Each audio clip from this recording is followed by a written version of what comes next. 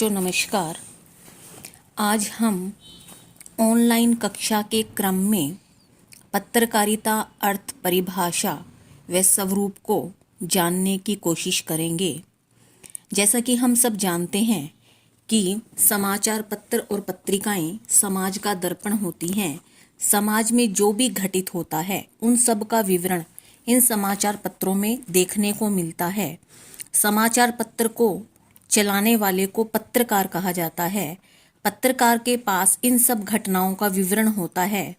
अतः पत्रकार समाज में घटित होने वाली घटनाओं का बड़ी गंभीरता के साथ तथ्यों का अध्ययन और विश्लेषण करके समाचार पत्र में प्रकाशित करता है।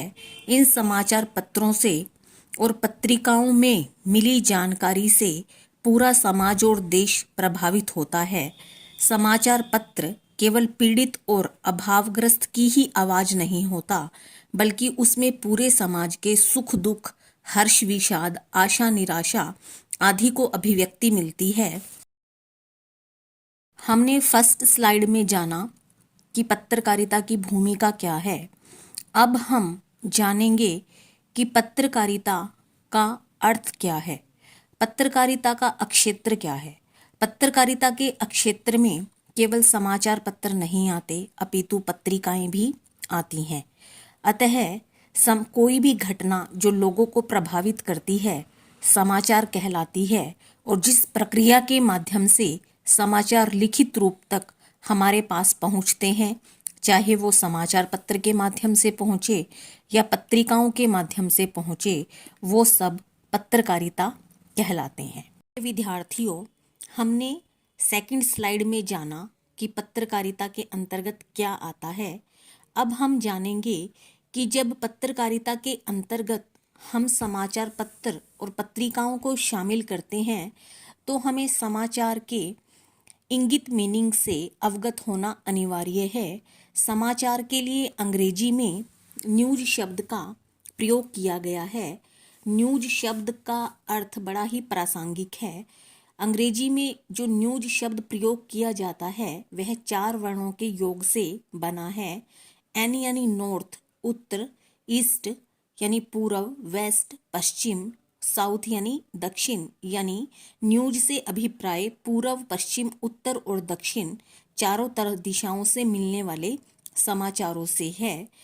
और हमें यह भी जानना आवश्यक है कि फारसी भाषा में समाचार के लिए खबर शब्द का प्रयोग हुआ है, और समाचार के लिए अखबार, समाचार पत्र के लिए अखबार शब्द का भी प्रयोग देखने को मिलता है।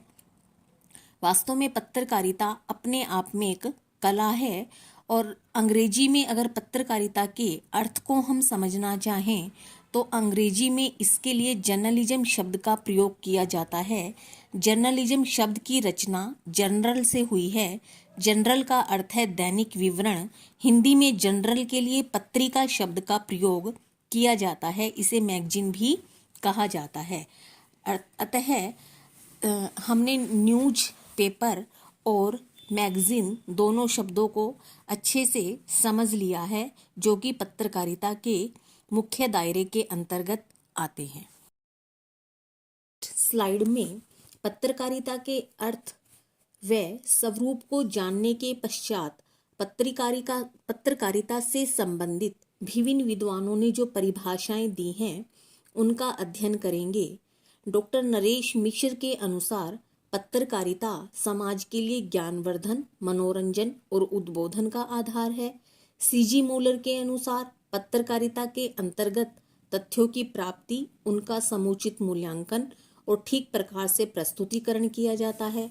महात्मा गांधी के अनुसार पत्रकारिता का प्रथम उद्देश्य जनता की इच्छाओं, विचारों को समझना एवं व्यक्त करना है। दूसरा उद्देश्य जनता में वांछनीय भावनाओं को जागृत करना व तीसरा उद्देश्य सार्वजनिक उद्देश्यों को निर्भयता पूर्वक प्रकट करना है। महादेवी वर्मा के अनुसार पत्रकारिता एक रचनाशील विधा है, और पत्रकारिता की सबसे सटीक परिभाषा जो प्रभाष जोशी जी ने दी है वो कहते हैं कि पत्रकारिता न्यायपालिका, कार्यपालिका, विधायिका और प्रेस में चौथा स्तंभ है। और ये सभी परिभाषाएं हिंदी विद्वानों के द्वारा दी गई। अंग्रेजी विद्वानों ने भी अपने अपने ढंग से पत्रकारिता को परिभाषित किया है। अंग्रेजी विद्वान डेविड वेनराइट के अनुसार पत्रकारिता अभिव्यक्ति और लोक कल्याण का प्रमुख साधन है। तो प्रिय विद्यार्थियों, हमने इस वीडियो में जाना कि पत्रकारिता का अर्थ क्या है, परिभाषा व स्वरूप को हमने ठीक प्रकार से जाना व समझा है। मुझे आशा है कि आपको अब पत्रकारिता का अर्थ स्वरूप अच्छे से समझ में आ गया होगा। धन्यवाद। आपकी हिंदी प्राध्यापिका डॉक्टर सुषमा।